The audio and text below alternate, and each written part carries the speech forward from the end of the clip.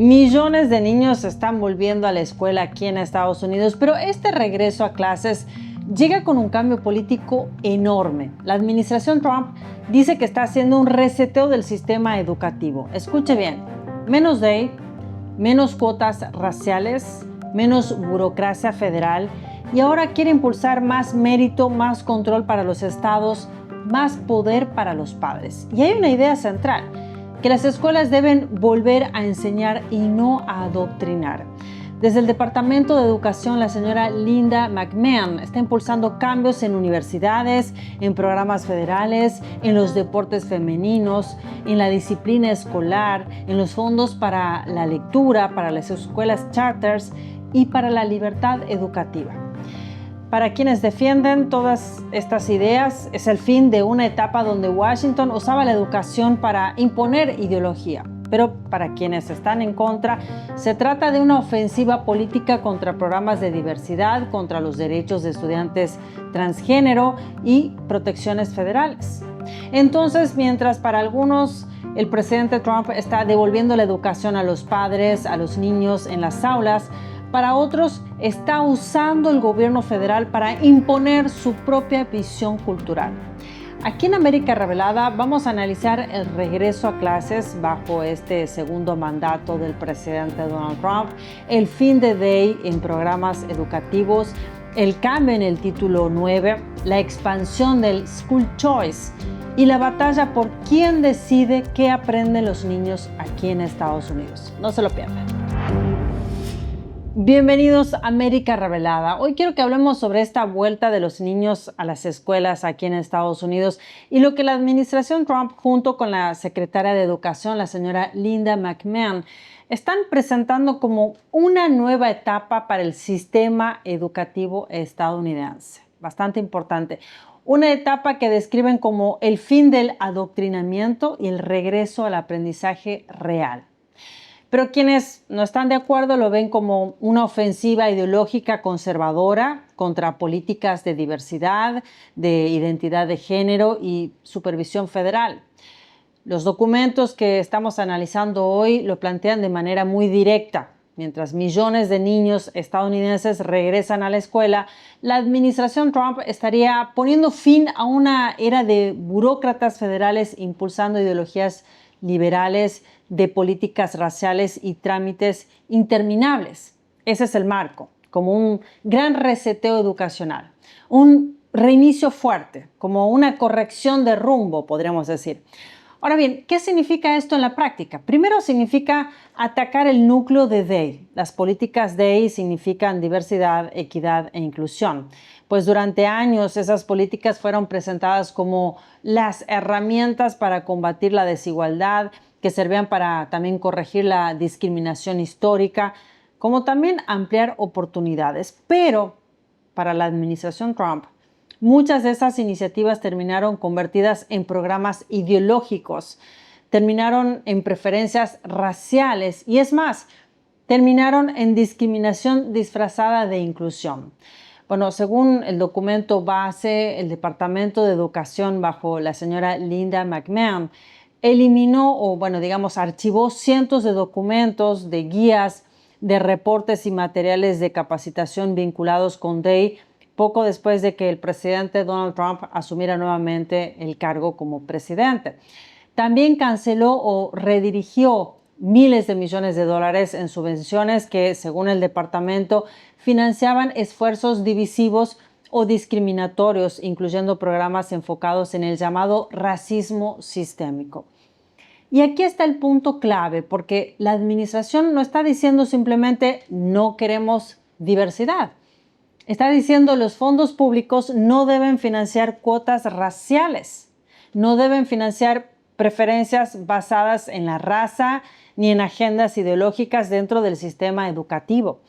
Linda McMahon lo ha presentado como una defensa del mérito y del trato igualitario. Es decir, si el dinero viene de los contribuyentes, debe promover excelencia académica, no ingeniería social.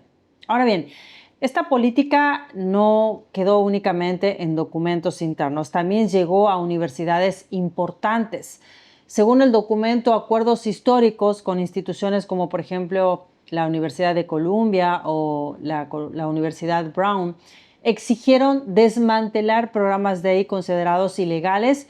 Exigieron también que se restauren admisiones y contrataciones basadas en el mérito y que se termine con las preferencias raciales para la obtención de becas o de otras decisiones. O sea, el cambio es enorme. Lo que vemos es que es un cambio importante en la educación, porque durante años muchas universidades construyeron sistemas completos alrededor de DEI. Escucha bien, oficinas DEI, capacitaciones DEI, programas DEI, cambiando los criterios de admisión, justamente adaptándose a estas políticas de el acceso a becas, a contrataciones. Sin embargo, ahora la administración Trump está diciendo que si esas prácticas usan la raza como criterio de preferencia, podrían violar principios constitucionales y normas antidiscriminatorias. Entonces, como vemos, la batalla no es solo cultural, sino también legal y presupuestaria. Porque una cosa es que una universidad tenga su propia orientación ideológica, otra cosa es que reciba dinero federal y lo usen para políticas que el gobierno considera discriminatorias. Y es ahí donde Washington entra con fuerza, ¿sí? Y esto nos lleva también al segundo gran cambio en estos momentos, el título 9. El título 9, para su referencia, es la ley federal de 1972 que prohíbe la discriminación basado en sexo en escuelas y programas educativos que reciben fondos federales. Durante años, el debate giró alrededor de si sexo, la palabra sexo, debía interpretarse como sexo biológico o también como identidad de género, sobre todo durante la administración anterior, la administración Biden. Pero ahora la administración Trump decidió volver a una interpretación basada en el sexo biológico. Según el documento, la señora Linda McMahon ordenó al Departamento de Educación aplicar el título 9 conforme al sexo biológico, después de que una corte federal invalidara regulaciones anteriores que ampliaban protecciones basadas en la identidad de género. La guía aclaró también que las reglas basadas en sexo se aplican a deportes, ¿sí?, a baños y a espacios íntimos.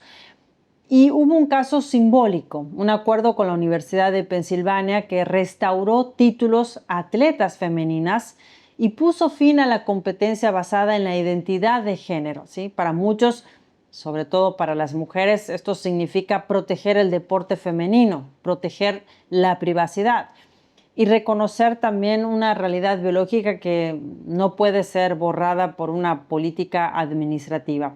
Pero para otras personas esto significa quitarle protecciones a los estudiantes transgénero y limitar su participación en espacios educativos. Pero bueno, la administración Trump lo presenta como una corrección necesaria, especialmente en deportes femeninos, porque para muchos padres y atletas la pregunta es simple. ¿Puede existir competencia justa para las mujeres, sea atletas biológicamente masculinos que compiten en categorías femeninas? También me gustaría que usted me diga qué opina de todo esto.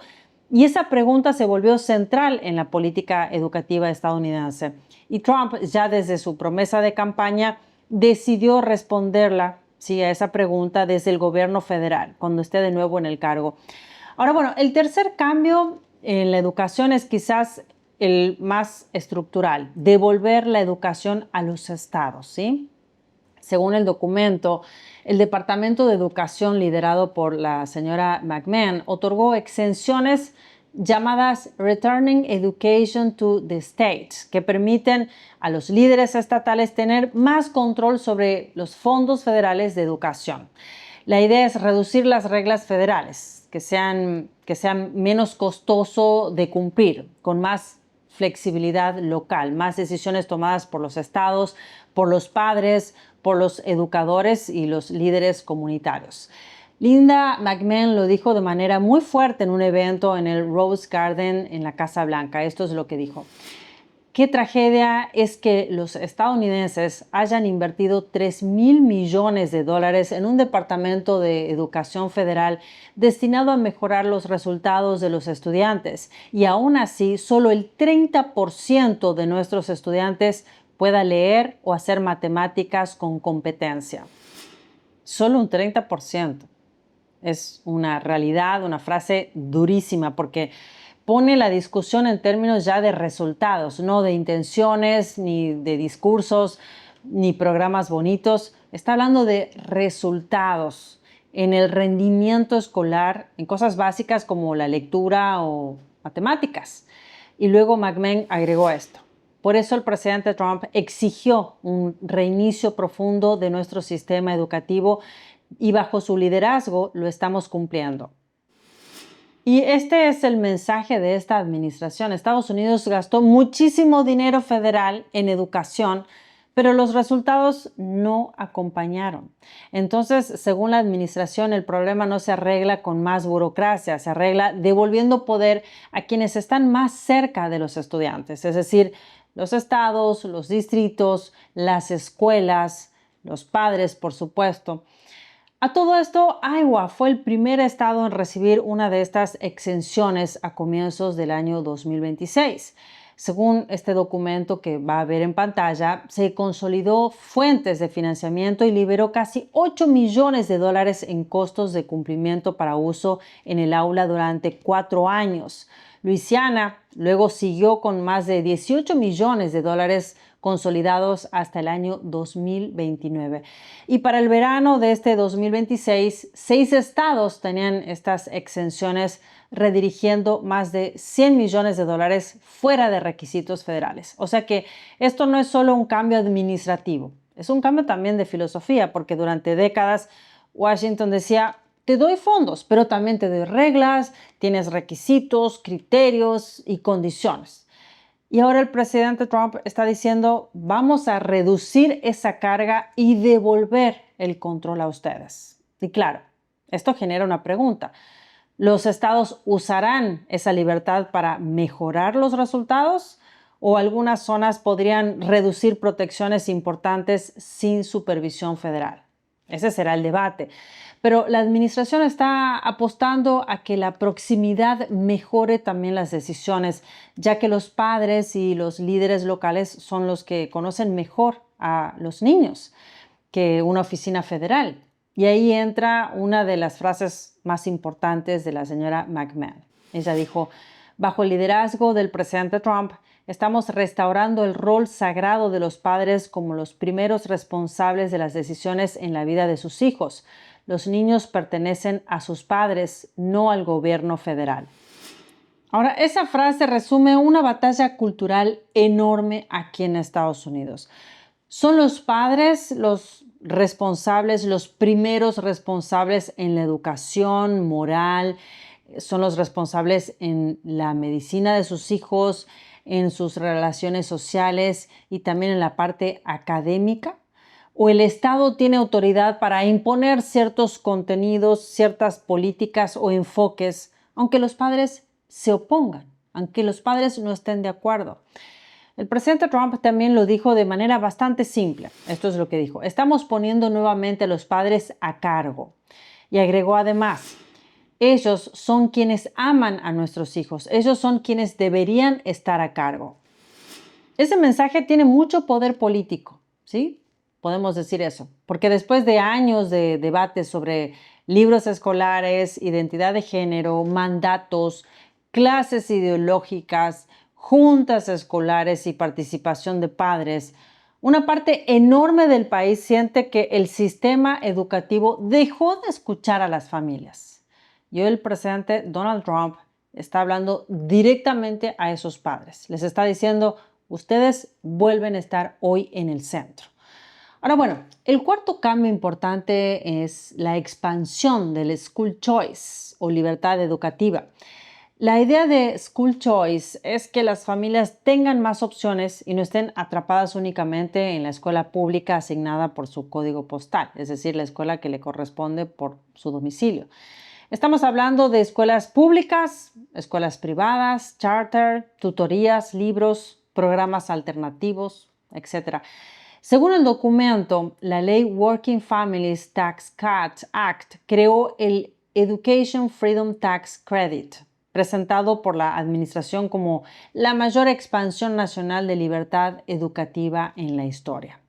El crédito permite a contribuyentes reclamar hasta $1,700 por donaciones a organizaciones que otorgan becas para cubrir matrícula, tutorías, libros y otros gastos en escuelas públicas, en escuelas privadas o charter. Según el documento, que como usted sabe vamos a dejar toda la información abajo en mi primer mensaje destacado, pues según el documento casi 52 millones de estudiantes serían elegibles y más de 30 estados ya optaron por participar e indicaron que lo van a hacer. Y eso es grande, porque School Choice cambia el balance del poder. Cuando una familia puede elegir, la escuela tiene que competir. Si la escuela falla, la familia puede buscar otra opción, irse a otra escuela. Si el niño no aprende, bueno, los padres no quedan atrapados únicamente al código postal, a la escuela del barrio. Y este cambio obliga al sistema a tener que mejorar. Pero quienes no están de acuerdo con esto sienten que puede debilitar la educación pública tradicional al mover recursos, al mover los estudiantes y la atención hacia nuevas alternativas. Sin embargo, el presidente Trump está apostando a la idea de que el dinero debe seguir al estudiante, no al sistema.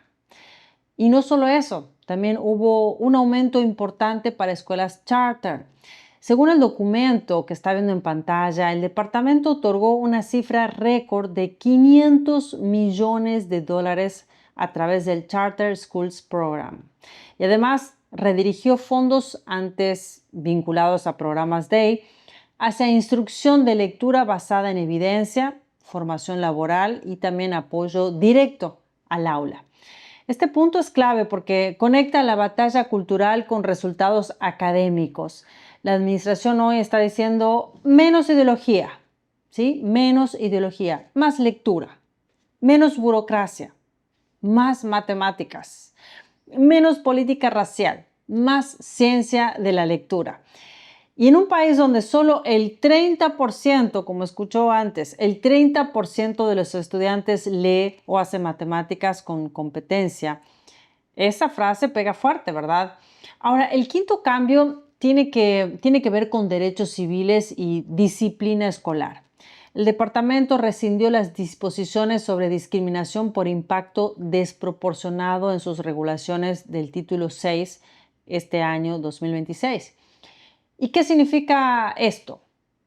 Que para determinar discriminación, el enfoque vuelve a exigir evidencia de discriminación intencional y no solamente diferencias estadísticas entre grupos. ¿Y por qué esto es importante? Escuche bien, porque durante años algunas políticas federales presionaron a las escuelas a reducir disparidades raciales en la disciplina, con la intención de evitar un trato injusto. Pero en la práctica, algunas escuelas empezaron a evitar sanciones o modificar decisiones disciplinarias para equilibrar resultados raciales. O sea que pusieron la raza por encima de la disciplina y del comportamiento individual de los estudiantes. Ahora, la nueva guía, según el documento, ordena a las escuelas a que apliquen una disciplina de manera pareja, sin considerar la raza para lograr este balance racial. Eso ya se acabó. A todo esto, la Oficina de Derechos Civiles abrió investigaciones, incluyendo también en un distrito de Arkansas, donde presuntamente se había instruido al personal a considerar la raza en decisiones disciplinarias. Como vemos, la administración plantea otro principio, que exista igualdad ante las normas. Si dos estudiantes cometen la misma falta, pues la respuesta no debería depender de su raza, ni para castigar más, ni para castigar menos.